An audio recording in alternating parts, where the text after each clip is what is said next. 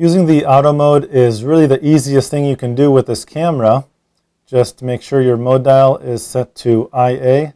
This stands for Intelligent Auto. And basically what that does is completely automate the entire camera.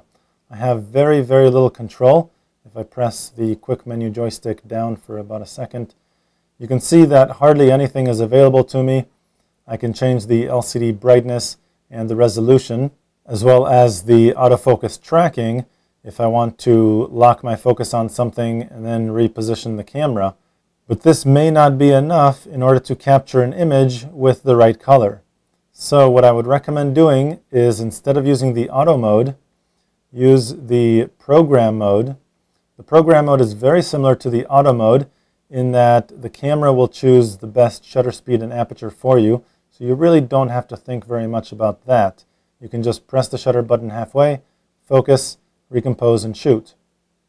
But what it does that the auto mode does not do is allow you to set things like ISO and white balance. Now, the auto ISO in this camera is really not that bad, and if you like an automated camera, you can probably go ahead and just use auto ISO. So let's go ahead and set that. Go to the quick menu, just press this for a second.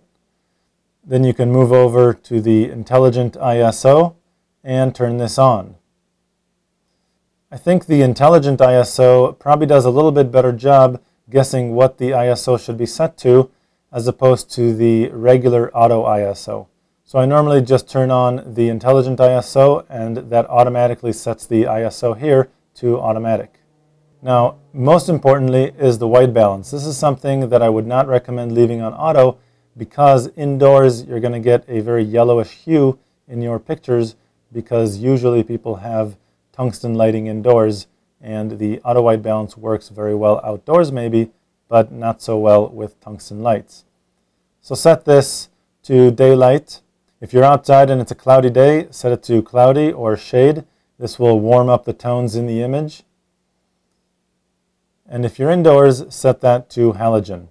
So if you're indoors, halogen is really best. If you're outdoors, one of these three settings should be fine. And if you're using the flash, there's even a flash white balance option for you. This will help you get at least better color out of your images.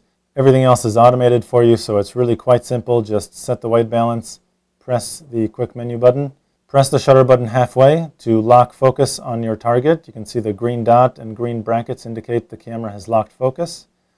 Then with the shutter button pressed halfway, recompose the image and press it the rest of the way to take the picture.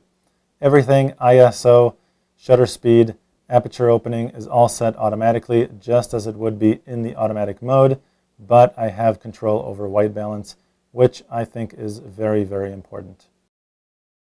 To find out much more about digital photography and your digital camera, go to lbguides.com.